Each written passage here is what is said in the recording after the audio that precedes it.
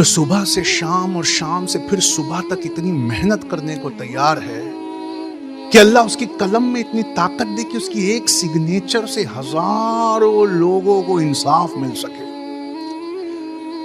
आपको मालूम है जो मेहनत आप करोगे उसके बदले आईएएस बनोगे तो क्या मिलेगा? जिस गांव में हॉस्पिटल नहीं है आप उसे हॉस्पिटल दे पाओ, जहां सड़क नहीं है आप वहां सड़क दे पाओगे। लेकिन उसके लिए जरूरी है कि आपको जुम्बिश करना पड़ेगा।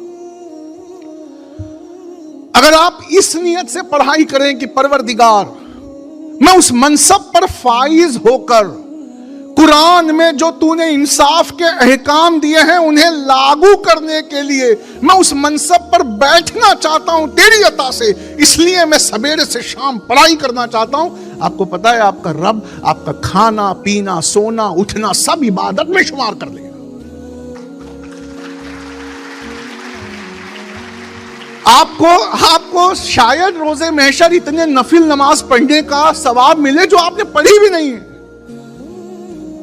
आप अपने रब से पूछेंगे मौला मैंने तो इतने रोजे नहीं रखे थे, इतनी नमाजें नहीं पढ़ी थी। अल्लाह खुश होकर कहेगा तूने मेरी आयत के एक अहकाम को नाफिज करने के लिए सवेरे से रात मेहनत की थी। तूने गुजरात सार्वजनिक मंडल ने जो कोचिंग सेंटर आईएएस का यहां खोलने की कोशिश की उसमें डूब कर तैयारी की थी बेटा।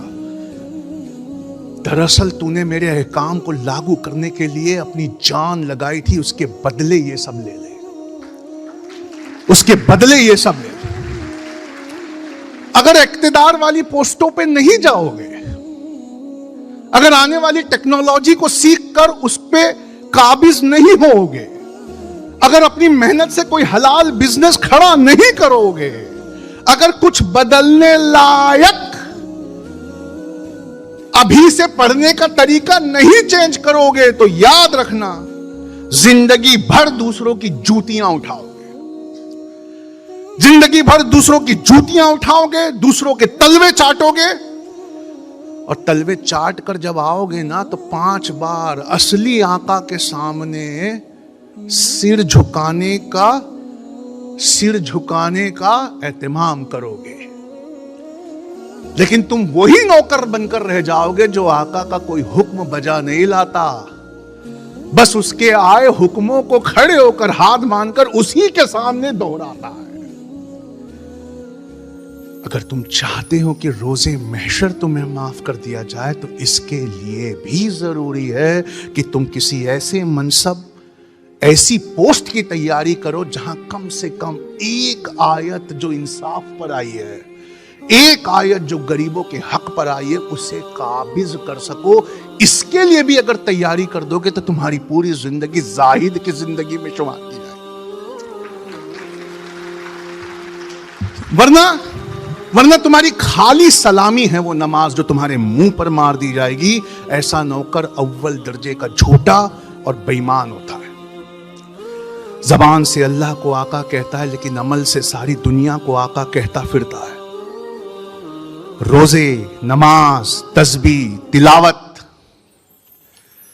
ये बेहद जरूरी है, इसके बिना किसी का हिसाब पूरा नहीं होगा। लेकिन कुछ पाना, बदल सकने लायक कुछ पाना और वहां बैठकर सिरातल मुस्तकीम पर टिके रहना, इसके लिए ये तस्बीह तिलावत नमाज और रोजे आए।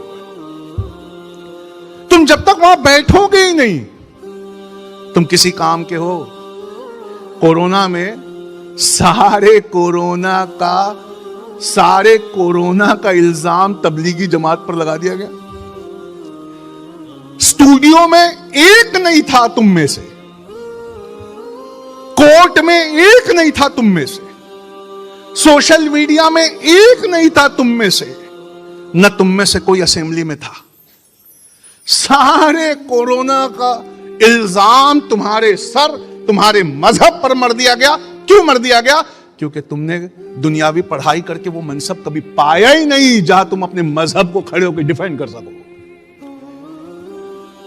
और अभी दरगाह जिहाद के नाम से तुम्हारे बुजुर्गों की कब्रें तक ढा दी जा रही है, पर तुम फिर इन जगहों पे नहीं हो। नूह हरियाणा में 1208 घरों को गिरा दिया गया। उन घरों के टूटे हुए मलबों में सस्ती चीजें समेटती माएं,